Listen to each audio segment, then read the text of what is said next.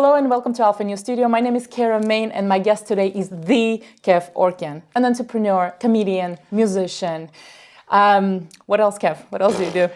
A lot of strings to the bow, so just whatever you say, I've probably done it. So, tap dancer, singer, ventriloquist. I haven't done that actually. I haven't been a ventriloquist. I haven't done any of that. But entrepreneur, business owner, comedian, touring, actor, singer, dancer, musicals, piano, concert pianist.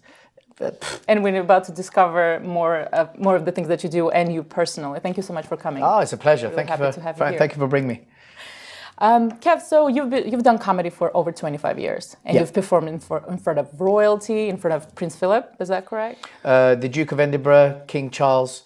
Well, actually, let me detract from the people I haven't performed for.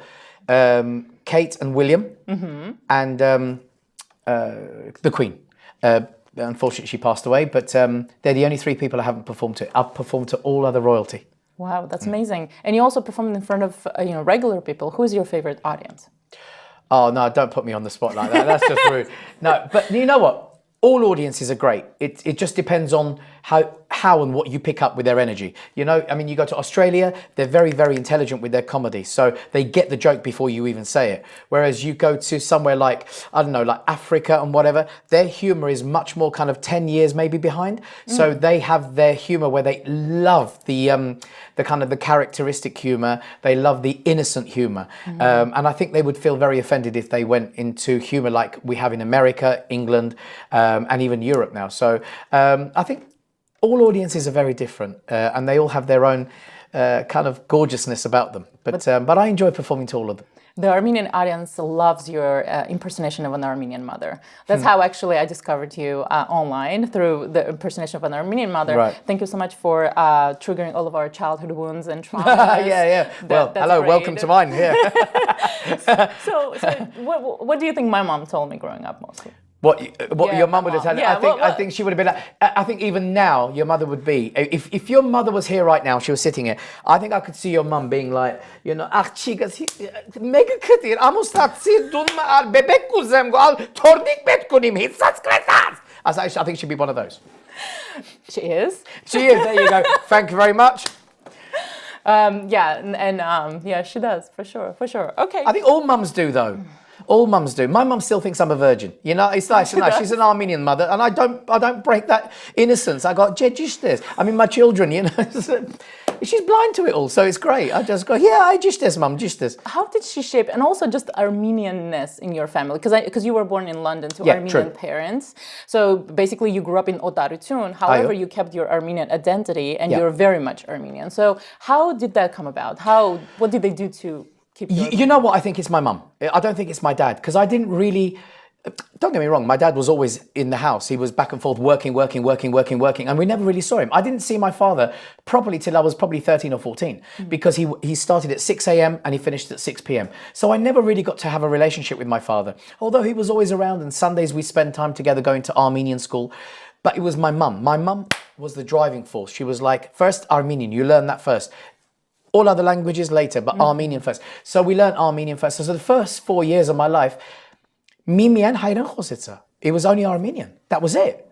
It was when I went to school that the teachers were like, what language is he speaking? Because we don't understand. And my mum was like, he speaks Armenian. And okay. Why don't you? Yeah, and exactly. Yeah, and you need to learn because he's not going to change, unfortunately. And it was all that kind of stuff. But yeah, I kind of, it's my mum's passion for upholding our heritage. I think that's where it came from.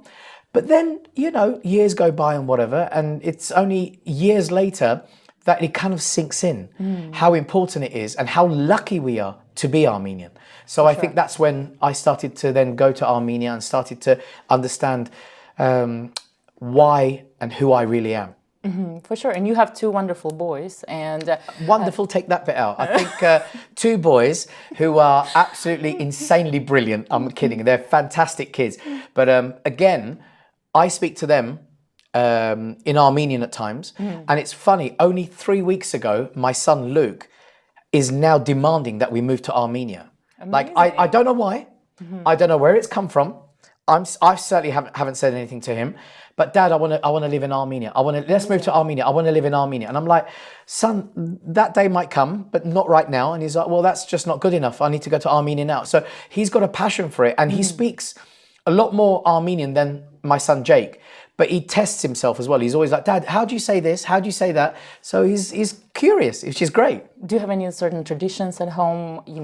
Yes, I smack my children every time. I'm just joking. That. And the slipper. The slipper. Oh yeah, the slipper. Yetpir. That kind of thing. You know what I mean? But do I have traditions? Yeah, I do. For me, it's more discipline. The Armenian discipline traditions, where make your bed, hoover your bedroom. Look after the house. You're living in this house, so you have to be part of the the tidying up. You have to be part of the overall looking after of the house. So my sons cut the grass. They look after. They do their bedrooms. They make their beds every single morning in my house. So those kind of traditions and possibly more disciplines are what I got from my mother. And when my mother said to me, it's like Sunday morning, at 7:30 before breakfast, but it instigated purpose and it instigated discipline. So no gentle parenting in that house? Oh, my mother never had gentle parenting, no. No, she broke 3 ochlavas on my back. Ooh. So she was a proper, Gestapo, really. She was, but you know what? I don't blame her. I think what she did at that time in our generation, which was the 70s, it's all she knew. And it was the only way she knew how to discipline. Whereas nowadays, it's illegal what she does. I mean, it is, with no word of a lie, it is illegal, But you kind of go, but the times have changed. And, I speak to my children now. I don't hit them. I don't smack them. I just speak to them. But at the same time, I just think to myself, sometimes the odd wouldn't have been too bad. Do you know what I mean? Maybe. Maybe. Underneath all that comedy, laughter, and all that entourage, who is Kev Orkian when there are no cameras, when there's no sound engineer, when there's just you, maybe fireplace, maybe. Well, you're making it very romantic right now. No. I don't have a fireplace. I don't have a fire. If there's a fireplace, then something's burning in my house. Do you understand? But yeah, but I meant, who are you? Beneath all that, what we know on stage. Do you know what? I am who I am on and off stage. I'm the same person, right? I am. The difference is, on stage, I have a freedom to enjoy making people smile, making people laugh, entertaining on the piano. At home, or when I'm working as an entrepreneur, I have businesses and things in London. I think I'm more creative. I spend a lot of time being creative. I spend a lot of time with my children. I spend a lot of time developing, creating, and trying to leave a legacy behind for my children.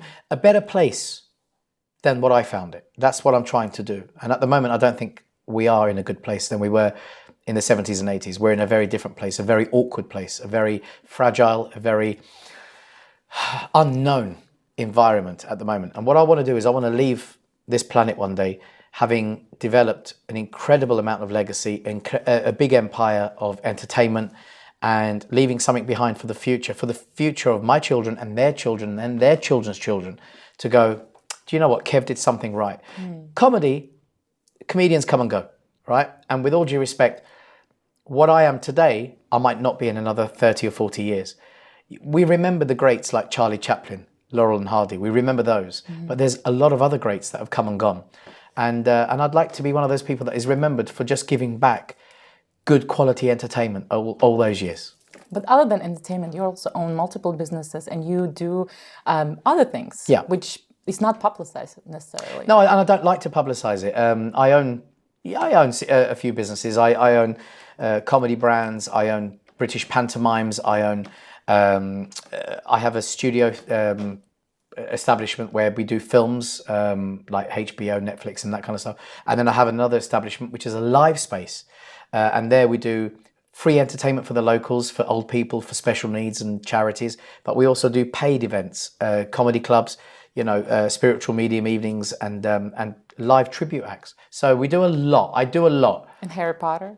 And Harry Potter, which they filmed the new TV series, they filmed it in our studio. So I was blessed to have had that as part of our project. They're coming back again this year as well, so it's really good. That's so amazing. Yeah, it's good fun.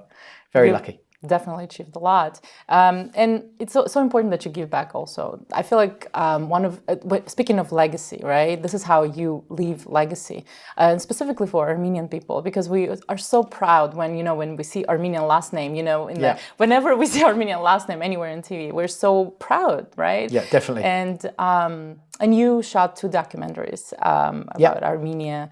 Tell us more about it. Well, there was a purpose behind the first one. I just got sick and tired, not in a disrespectful way, but in a future-looking way. That every single documentary, every single movie that was coming out, including The Promise, which didn't really highlight the genocide. I think it was more of a love story than anything else. But it was a great movie.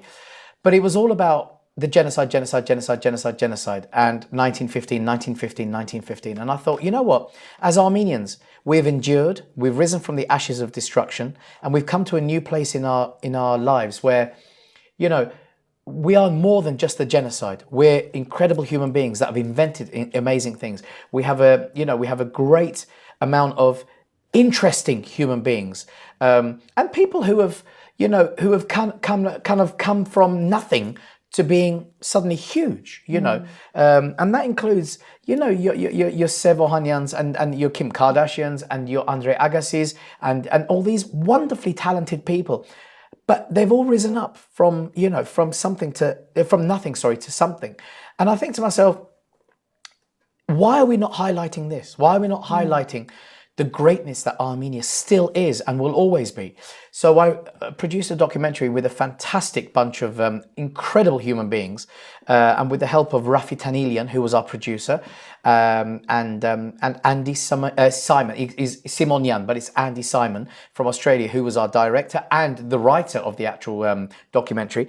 And we went to Armenia in 2018, and we produced a movie called Armenia Uncovered, which is free to watch. It's on Google. You just type it in, Armenia Uncovered, and you can watch it. And it's all about our food, culture, people, heritage.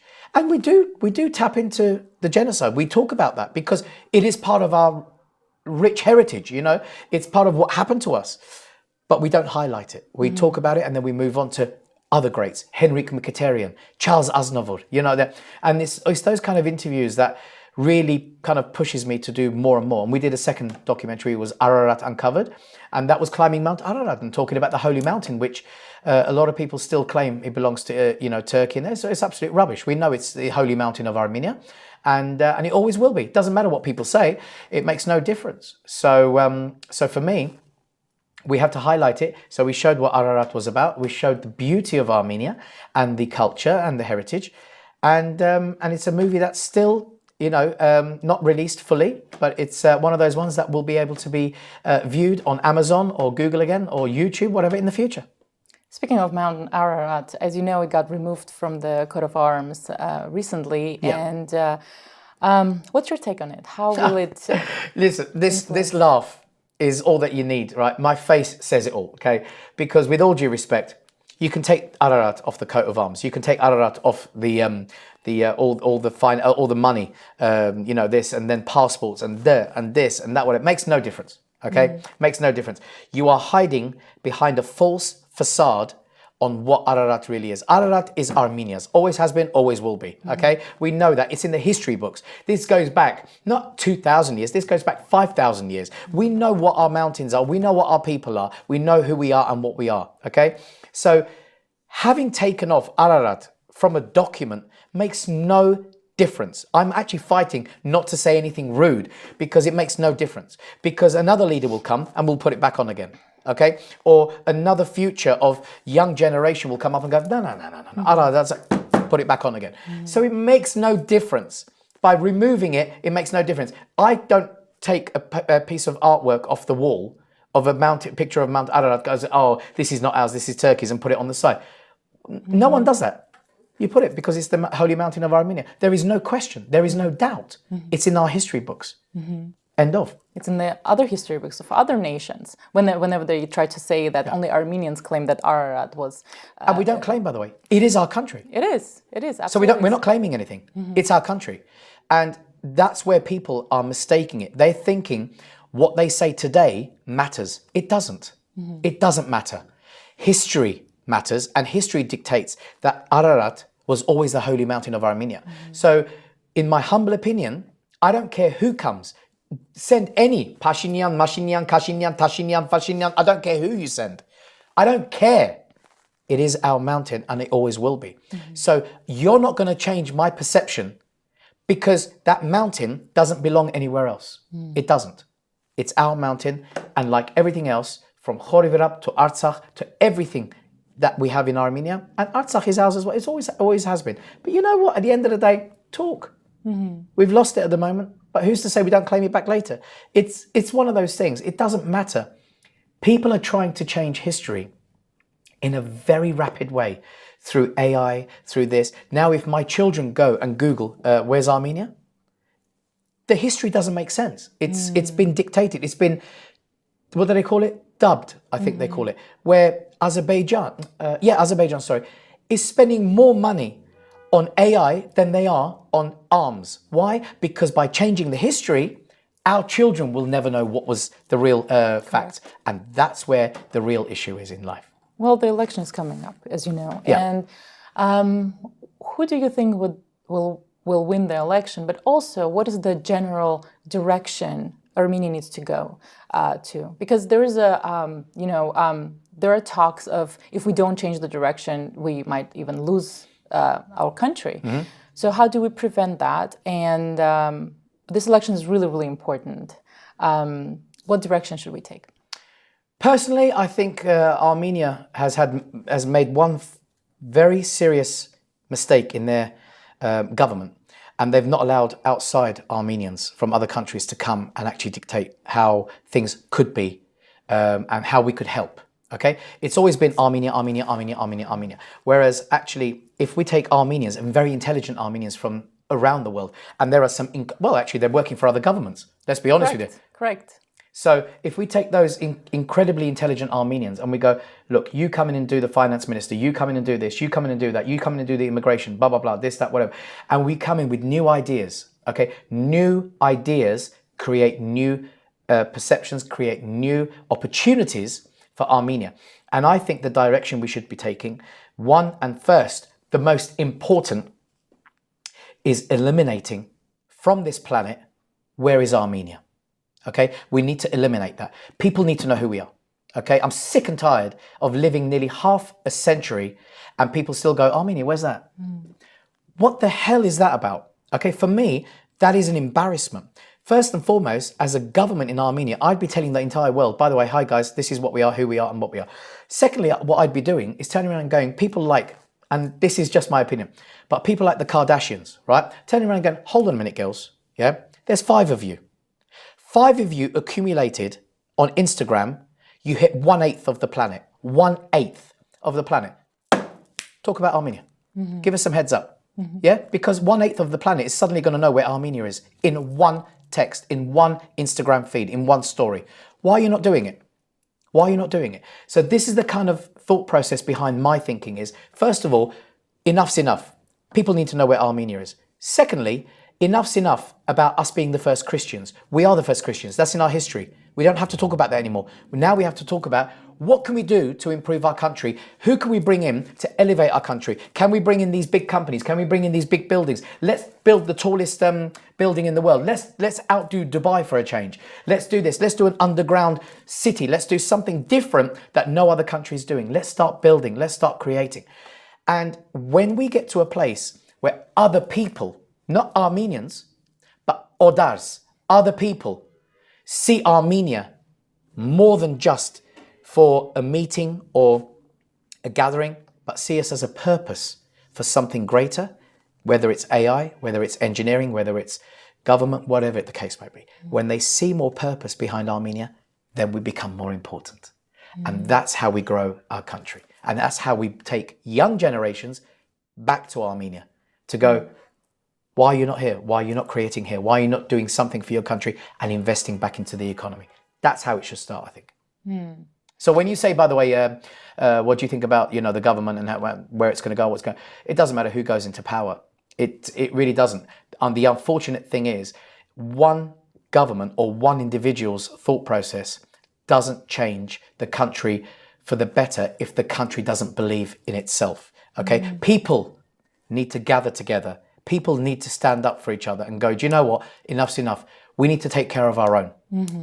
And I think when people go, oh, I've got a better life in Los Angeles, I've got a better life in Spain or in France or in England, then that's the wrong mentality. And I don't want to go too deep, but it's about the evolution of our country as well.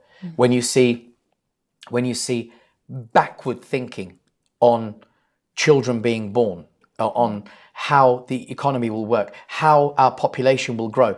When you see that there's a lack of education outside of Yerevan, then we need to educate our people and say, this is what we need to do first. You spoke about the division that we have between Armenians in Armenia and diaspora around the world.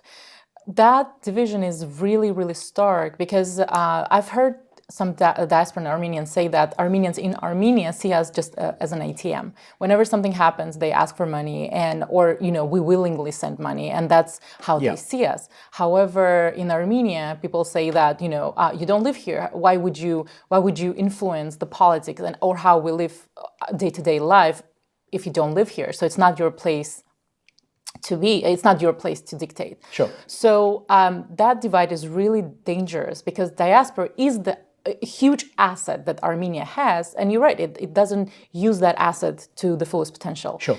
So give me 3 practical steps Armenians in diaspora can take and Armenians in Armenia can take to bridge that gap, to come together. That's a very difficult question, unfortunately. I don't think there's a solution, there's an answer to that, because you have to change the mentality of individuals, and you can't, because a lot of the individuals in Armenia and of course diaspora Armenians are very different. Okay, so whereas we see Armenia as a country that we need to protect, we need to look after as diaspora Armenians, and we need to finance, which is where the ATM comes in, and where we have to go, you know what, we have to do more for them because they can't do it for themselves. Whereas the reality is they can do it for themselves. But if we can actually help them in our knowledge, our experience, and actually say to them, look, it's like the story where give a man a fish and he can feed his family for a day. Give him the equipment to catch fish, he'll feed his family for life. Correct. Yeah, it's the same with Armenians. Give Armenians the technology, the ideas, the experiences from not just Armenians. From all over the world, different cultures, different people.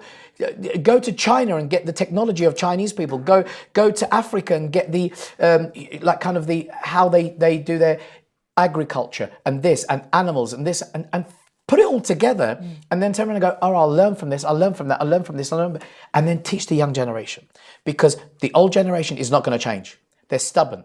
Okay, they're not going to change. We know that. My mum and dad are 2 of those people. Do you know what I mean? They're at an age where even if they try to change, it's difficult. Correct. But take a 4-year-old, a 5-year-old, a 10-year-old, educate them on not just Armenianism, but outside education of different countries, different people. And it doesn't have to be Armenians. And when that child learns, he goes, hold on a minute. And it starts instigating other aspects of its life. And I think that's what we need to do with our people. I think diasporans need to look at our country not just as a victim, but as an opportunity. Because as a victim, they send money. As an opportunity, they send themselves to do better things. And I think that's the difference. I speak to many Armenians who turn around and go, have you ever been to Armenia? No, I've never been. Yeah, have you been to Barbados? Yeah, 5 times. Really? Or Turkey. Yeah. Yeah, that's the difference. That's the difference. And I'm going to Armenia next week. I'm doing another project there, and then I'm going back in June and back in August and back in September. I go regularly. Why? Because I love my people. I love everything about the country. I want to invest in the country. I want to create opportunities in the country, but I want to do things where I bring ambassadors from my line of work, which is comedy, acting. So I want to bring comedians to Armenia, not Armenian comedians from different cultures, and say, come and see my country, do 3 or 4 shows and go home. But when you go home as an ambassador of Armenia. So now you can tell other people, we went to Armenia, it was fantastic. The history, the this, the that. People start talking about it. That's what I want to do. And you've performed all over the world. You've met Armenians from all over the world. Yes. all continents, probably.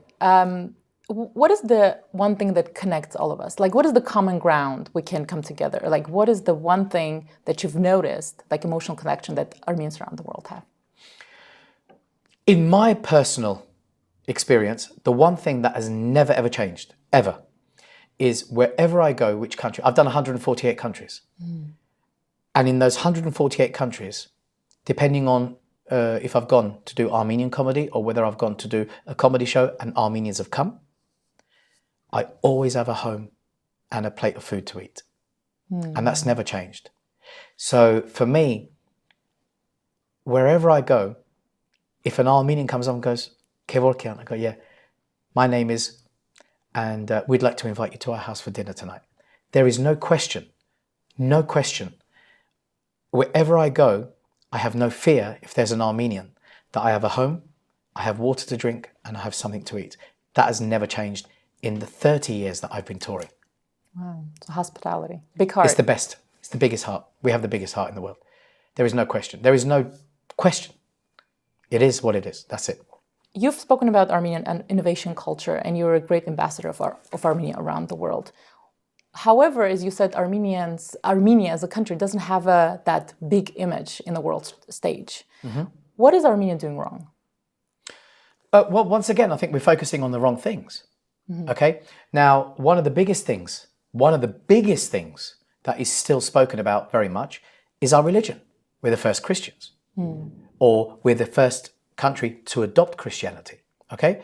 So we are very much focusing on religion. We're focusing on very much what happened to us.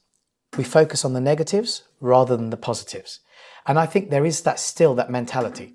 Whereas when I go to Armenia and I see the incredible impact we're having with orphanages and Down syndrome schools and special needs associations and organizations, I see all that and I think we're doing such incredible work. It's so exciting to see that.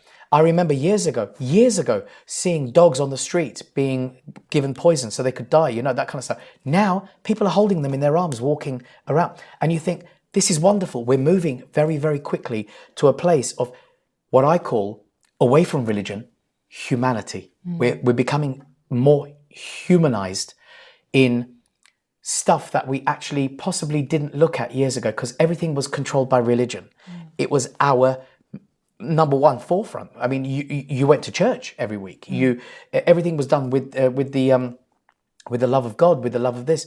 And people don't realize actually that you can have all of that, and you can still have the love of God, and you can still have your religion and your cultures and your beliefs and your faith.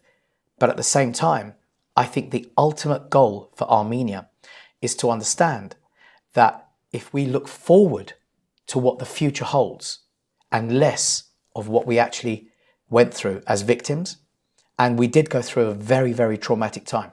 1.5 million Armenians having a genocide. It's not an easy thing to forget, and why would you forget?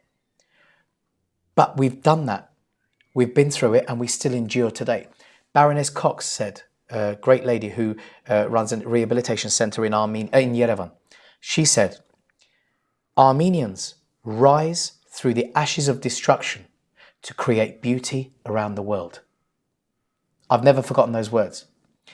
And if we can stop focusing on the negative and start focusing on the positive, on the greatness we are achieving, the brilliant children that are coming, 12, 13-year-olds that are creating robotics through AI, and the incredible musicians and the dancers and the engineers and the stuff that we're doing in Armenia and the awards we're winning around the world. If we can start focusing on that and saying, do you know what? Let's talk about this more. Let's rise. Let's get these children in the forefront of the world and say, look, this is Armenian. This is him and this is her. And let's create beauty from what we've actually achieved in our country and be proud of what we've achieved. I think that's more important than turning around and going, yeah, they did this, but we still suffered 1915. So I think we need to let go of the past, not forget, but actually focus more on the future of what Armenia is, because Armenia is one of the safest, one of the greatest countries in the world. And people, if they knew it was and knew what we were about, a lot more people would come to Armenia to check it out. We're so blessed to have you, Kev, as an ambassador of Armenia. And my last question would be, imagine a child opens up a book, it's 100 years from now, and sees your name. Yeah. What do you hope would be written in that book?